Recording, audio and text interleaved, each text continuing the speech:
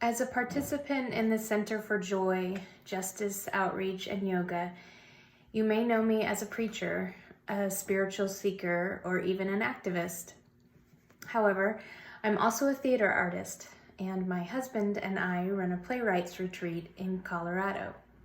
One of our foundation's core values is diversity, and we are open about intentionally prioritizing women and people of color to retreat with us. Last winter, 30 playwrights joined us for a week of writing and reading in the beautiful Rocky Mountain National Forest. 2 of those playwrights were Indigenous Americans. One was a poet and playwright from Minneapolis of White Earth Nation, and the second was a millennial playwright from the Muskogee Creek Reservation of the Seminole Nation. Now, I consider myself to be pretty PC. I am conscious of cultural appropriation and actively work to deconstruct my biases and, inevitably, my racism. Remember, we can be good people and still participate in and benefit from a system of racism. So, I was a little caught off guard when Tara was speaking on the first day of the retreat and referred to me and a couple of the other white people in the room as colonizers. I'm also pretty easy to read, so I'm sure my eyes betrayed my surprise, my hurt, and probably my defensiveness as I began to process, did she just call me a colonizer? It was a real reality check moment for me. No, my family didn't come over on the Mayflower, but I certainly have benefited from the people who did. I mean, what had I really done in my life to provide reparations for America's Indigenous people? I took some literature classes in college and read In Scott Momaday.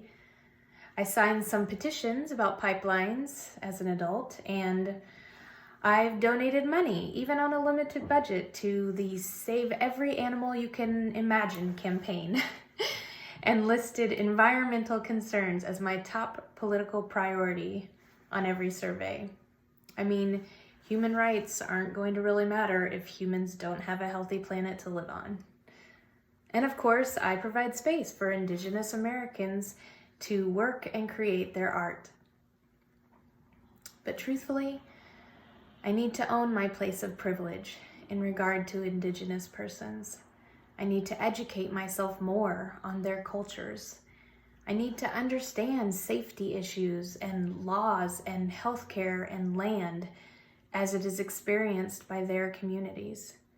I need to cry out in lamentation on their behalf.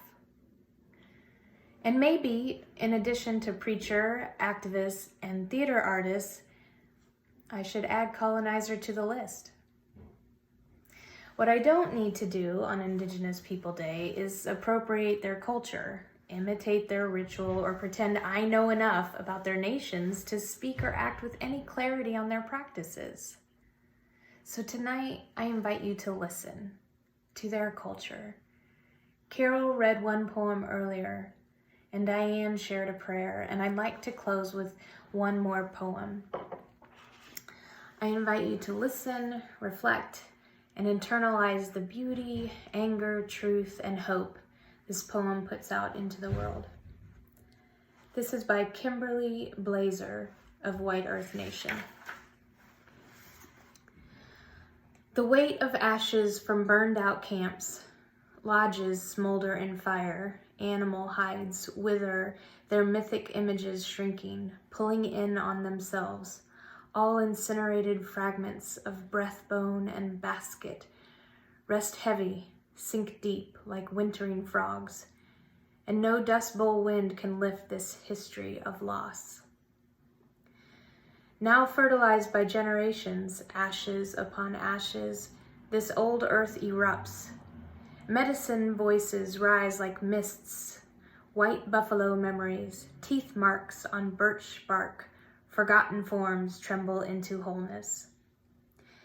And the gray weathered stumps, trees and treaties, cut down, trampled for wealth.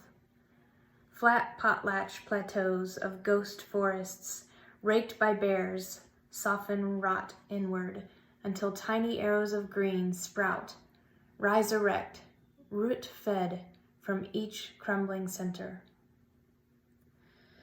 Some will never laugh as easily, will hide knives silver as fish in their boots, hoard names as if they could be stolen as easily as land, will paper their walls with maps and broken promises, scar their flesh with this badge heavy as ashes.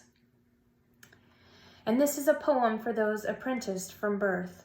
In the womb of your mother nation, heartbeats sound like drums, drums like thunder, thunder like 12,000 walking, then 10,000, then 8 walking away from stolen homes, from burned out camps, from relatives fallen as they walked, then crawled, then fell.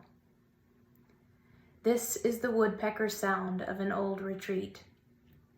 It becomes an echo, an accounting to be reconciled.